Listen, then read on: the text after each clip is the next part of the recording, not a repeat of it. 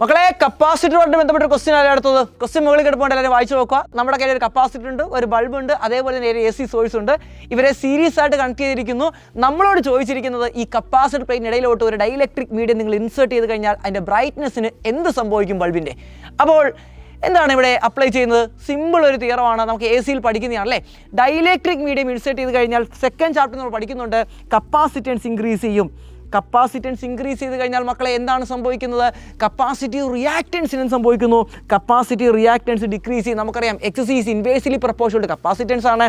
അപ്പോൾ capacitive reactance ആയ XC എന്ത് ചെയ്യുന്നു? ഡിക്രീസ് ചെയ്യുന്നു. കപ്പാസിറ്റീവ് റിയാക്റ്റൻസ് കുറഞ്ഞാലോ റെസിസ്റ്റൻസ് കുറഞ്ഞാൽ കറണ്ട് കൂടുന്നു.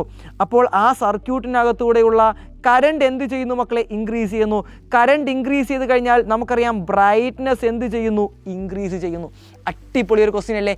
ഇനി ഇതേപോലെ ഒരു ട്വിസ്റ്റ് ക്വസ്റ്റ്യൻ ചോദിക്കും. ഈ കപ്പാസിറ്ററിന് പകരം നിങ്ങളുടെ കയ്യിൽ എന്താണ് തന്നിരിക്കുന്നത്? ഒരു ഇൻഡക്ടറാണ് തന്നിരിക്കുന്നതെങ്കിൽ ഈ ഇൻഡക്ടറിൻ്റെ അകത്തോട്ട് നമ്മളൊരു ഒരു അയൺ പീസ് നമ്മൾ ഇൻസേർട്ട് ചെയ്ത് കഴിഞ്ഞാൽ എന്ത് സംഭവിക്കും ബ്രൈറ്റ്നസ്സിന്?